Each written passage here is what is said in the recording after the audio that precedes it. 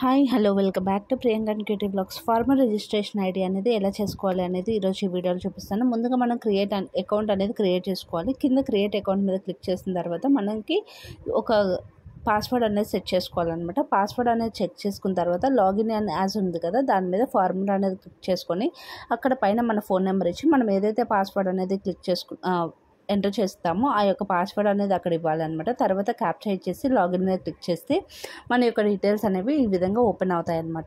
So మనకి ఆధార్లో ఏ details అయితే ఉంటాయో ఆ యొక్క డీటెయిల్స్ అన్నీ కూడా కనిపిస్తాయి మనకి. సో ఇక్కడ మనల్ని ఫోన్ నెంబర్ ఏమైనా అడ్జస్ట్ చేసుకుంటారా లేదా అని అడుగుతుంది. ఇక్కడ కింద మనకి రిజిస్టర్ యాజ్ ఫార్మర్ అని ఉంది కదా, అక్కడ క్లిక్ చేయాలన్నమాట. అక్కడ క్లిక్ చేసిన తర్వాత మన మొబైల్ నెంబర్ కరెక్టా కాదా, లేకపోతే చేంజ్ చేసుకుందామో అనుకుంటున్నారా అనేది అడుగుతుంది. ఒకవేళ చేంజ్ చేసుకోవాలి అనుకుంటే ఎస్ అని, చేంజ్ చేసుకోవాల్సిన అవసరం లేకపోతే నో అని క్లిక్ చేస్తే మన యొక్క డీటెయిల్స్ అన్నీ మొత్తం వస్తాయి అన్నమాట. ఇక్కడ మన పేరు డీటెయిల్స్ అన్నీ అడుగుతుంది. ఆ యొక్క డీటెయిల్స్ అనేవి తెలుగు, అంటే మన లాంగ్వేజ్ తెలుగు కాబట్టి తెలుగులో క్లిక్ చేసి ఇవ్వాలన్నమాట. సో నేనైతే తెలుగు టు ఇంగ్లీష్ అని చెప్పి కాపీ చేసి ఇక్కడ నుండి పేస్ట్ చేసి అక్కడ పెట్టేశాను అనమాట. సో మీరు అది కూడా యూస్ చేసుకొని మీ యొక్క పేరు అనేది తెలుగులో ఇవ్వచ్చు. లేకపోతే మీ దగ్గర తెలుగు కీబోర్డ్ కనుక ఉన్నట్లయితే ఆ యొక్క తెలుగు కీబోర్డ్ నుండి మీ పేరు, మీ ఫాదర్ పేరు, ఆ డీటెయిల్స్ అనేవి కాపీ చేసుకొని అక్కడ పేస్ట్ చేస్తే ఇక్కడ మ్యాచ్ 100% అని చూపిస్తుంది అనమాట స్కోర్ అనేది. సో అలా చూపించాలి. అలా చూపించిన తర్వాత మీ పేరు, మీ ఫాదర్ అయితే ఫాదర్ పేరు, హస్బెండ్ అయితే హస్బెండ్ పేరు, ఏదైతే ఆధార్లో ఉంటుందో ఆ యొక్క పేరు అనేది అప్డేట్ చేసుకోవాలన్నమాట. సో అది మ్యాచ్ 100% అని ఇవ్వాలి అనమాట. అలా ఇస్తేనే అది ఓకే అవుతుంది, లేకపోతే ఓకే అవ్వదు అనమాట. స్పెల్లింగ్ మిస్టేక్స్ లేకుండా అక్కడ యాస్టేజ్ ఎలా ఉందో అలాగే కాపీ పేస్ట్ చేసుకోవాలన్నమాట.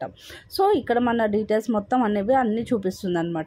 సో కింద మనకు కేటగిరీ ఏంటి, general, OBC, SC, ST category details కూడా అడుగుతుంది. ఆ యొక్క డీటెయిల్స్ అన్నీ కూడా ఇవ్వాలన్నమాట. పేరు కూడా కరెక్ట్గానే ఇవ్వాలి, అప్పుడే తీసుకుంటుంది. లేకపోతే నాట్ మ్యాచెస్ అని చెప్పి చూపిస్తుంది అనమాట. సో అది క్లియర్గా మీరు 1కి 2 సార్లు చెక్ చేసుకొని మ్యాచ్ అయిందా లేదా చూసుకొని ఇవ్వాలన్నమాట.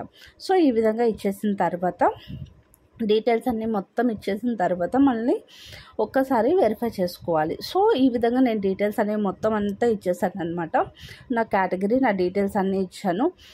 హస్బెండ్ పేరు అయితే హస్బెండ్ పేరు, ఫాదర్ పేరు ఉంటే ఫాదర్ పేరు వస్తుంది. అలాగే మన యొక్క ఆధార్ ఫోటో ఏదైతే ఉందో ఆ యొక్క ఆధార్ ఫోటో కూడా వస్తుందన్నమాట. అవన్నీ మ్యాచ్ అయ్యాయా లేదా అనేది 1కి 2 సార్లు అయితే చెక్ చేసుకోవాలన్నమాట. అవన్నీ చెక్ చేసుకున్న తర్వాత 1కి 2 సార్లు చెక్ చేసుకున్న తర్వాత కింద రెసిడెన్షియల్ అడ్రస్ అని చెప్పి వస్తుంది. రెసిడెన్షియల్ అడ్రస్లో వచ్చేసి మీది అప్డేట్ అయి ఉంటే ఓకే. ఒకవేళ అప్డేట్ కాలేదు అన్నట్లయితే కింద ఒక చెక్ బాక్స్ ఉంది కదా మనకి, ఇన్సర్ట్ లేటెస్ట్ రెసిడెన్షియల్ డీటెయిల్స్ అని చెప్పి, దాని మీద క్లిక్ చేసుకోవాలన్నమాట. ఆ చెక్ బాక్స్ మీద క్లిక్ చేసుకొని మన యొక్క డీటెయిల్స్ అనేవి అప్డేట్ చేసుకోవాలి. ఇప్పుడు డిస్ట్రిక్ట్స్ అనేవి చేంజ్ అయ్యాయి కదా, సో ఆ డిస్ట్రిక్ట్స్ చేంజ్ అయిన దాన్ని బట్టి మీ యొక్క డిస్ట్రిక్ట్ అనేది అప్డేట్ చేసేసుకొని కింద డీటెయిల్స్ వచ్చేసరికి ల్యాండ్ ఓన్డ్ డీటెయిల్స్ అడుగుతుంది. ఇక్కడ వచ్చేసి ఓనర్ అని చెప్పి ఉంటుందన్నమాట. అది క్లిక్ చేసుకోవాలి. అది ఓకే చేసిన తర్వాత ఆక్యుపేషన్ డీటెయిల్స్లో ల్యాండ్ ఓయింగ్ ఫార్మర్ అని చెప్పి సెలెక్ట్ చేసుకోవాలి. 2 చెక్ బాక్స్ కూడా ఓకే అవుతాయి. మనకు కావాలంటే ఓకే చేసుకోవచ్చు, లేకుంటే లేదు. కిందకు వచ్చిన తర్వాత దాని మీద క్లిక్ చేస్తే మన యొక్క ల్యాండ్ ఫెచ్ డీటెయిల్స్ అని చెప్పి క్లిక్ చేస్తే దాని మీద మన యొక్క డీటెయిల్స్ అడుగుతుంది. సో మీ ల్యాండ్ అనేది ఏ యొక్క జిల్లాలో ఉందో ఆ యొక్క జిల్లా డీటెయిల్స్ అనేవి మొత్తం అంతా ఇవ్వాలన్నమాట. ఇచ్చిన తర్వాత కింద సర్వే నెంబర్ అడుగుతుంది. సో మీ పాస్బుక్లో ఉన్న సర్వే నెంబర్ ఏదైతే ఉంటుందో ఆ యొక్క సర్వే నెంబర్ అనేది యాడ్ చేసుకోవాలన్నమాట. సో సర్వే నెంబర్ అనేది సర్వే నెంబర్ 2 అడుగుతుంది. సో నేను బై మిస్టేక్ ఇట్లా ఇచ్చాను అనమాట, అది తీసుకోలేదు. సో ఇక్కడ ఏం చేస్తారు అంటే సర్వే నెంబర్ ఏదైతే ఉందో అది మొత్తం కూడా సర్వే నెంబర్లో ఇచ్చేసి సర్వే నెంబర్ ఇవ్వకపోయినా కానీ ప్రాబ్లం ఏం లేదనమాట. సో ఆ విధంగా ఇచ్చేసిన తర్వాత సర్వే నెంబర్ అనేది ఇచ్చిన తర్వాత సర్వే నెంబర్ ఇచ్చేసి మనం ఓకే చేస్తే మన యొక్క డీటెయిల్స్ అనేవి ఓపెన్ అవుతాయి అన్నమాట. ఇక్కడ సర్వే నెంబర్ కూడా ఇచ్చేసిన తర్వాత సబ్మిట్ మీద క్లిక్ చేయాలి. సో సర్వే నెంబర్ అనేది ఒకే సర్వే నెంబర్ ఇచ్చేసేయాలి.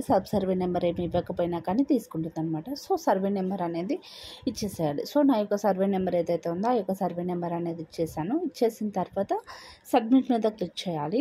సో సబ్మిట్ మీద క్లిక్ చేస్తే మన యొక్క డీటెయిల్స్ అనేవి ఏదైతే ఉందో ఇవన్నీ ఫెచ్ అవుతాయి అనమాట. సో ఇక్కడ మనకి పేరు కావాలి అంటే సెలెక్ట్ డీటెయిల్స్ ఐడెంటిఫై నేమ్ అని చెప్పి వస్తుంది. దానిలో క్లిక్ చేసుకుంటే అది సర్వే నెంబర్లో ఎవరెవరి పేరు మీద ఉందో ఆ యొక్క డీటెయిల్స్ అనేవి చూపిస్తుంది అనమాట.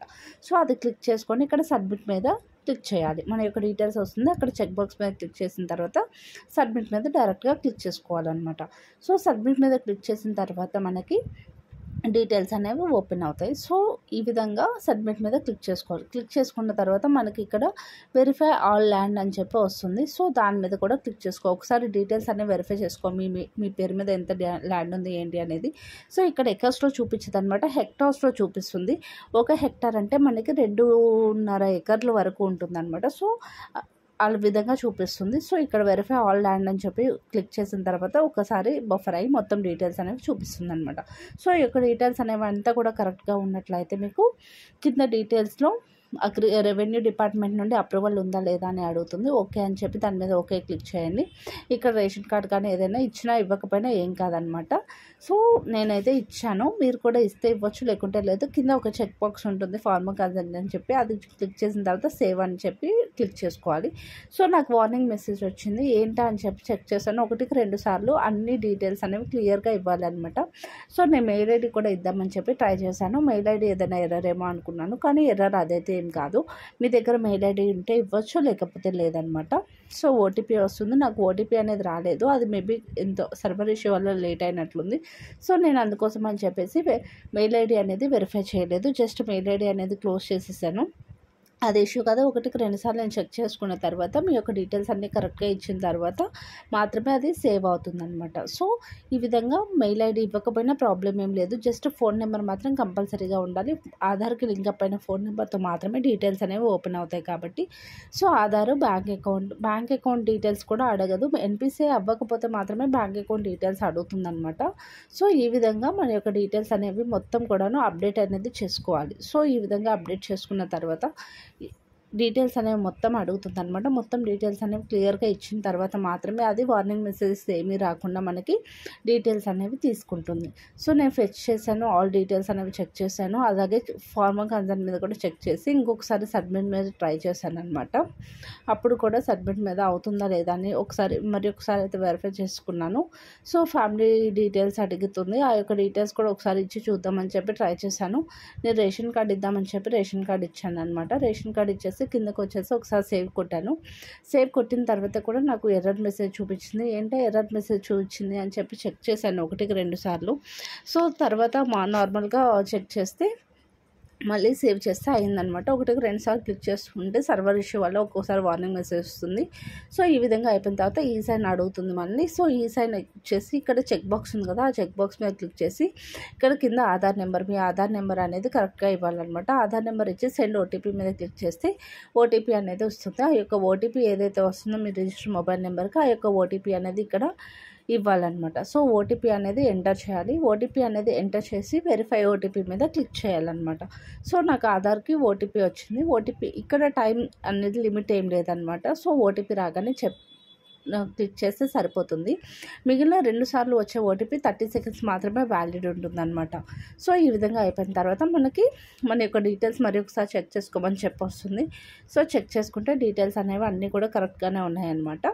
సో దీన్ని ఇక్కడ డౌన్లోడ్ పీడిఎఫ్ అని ఉంటుంది, అక్కడ పక్కన ఎన్రోల్మెంట్ ఐడి కూడా వస్తుంది. ఆ యొక్క ఐడి అనేది మనం ఫోటో తీసుకొని ఆ యొక్క డీటెయిల్స్ అనేవి క్లియర్గా ఉంచుకోవాలన్నమాట. సో ఇది కావాలంటే ప్రింట్ కూడా తీసుకోవచ్చు. ఇదన్నమాట ఫుల్ ప్రాసెస్. ఈ వీడియో నచ్చింది అనుకుంటున్నాను. నచ్చితే లైక్ చేసి, షేర్ చేసి, సబ్స్క్రైబ్ చేయండి. Thank you for watching.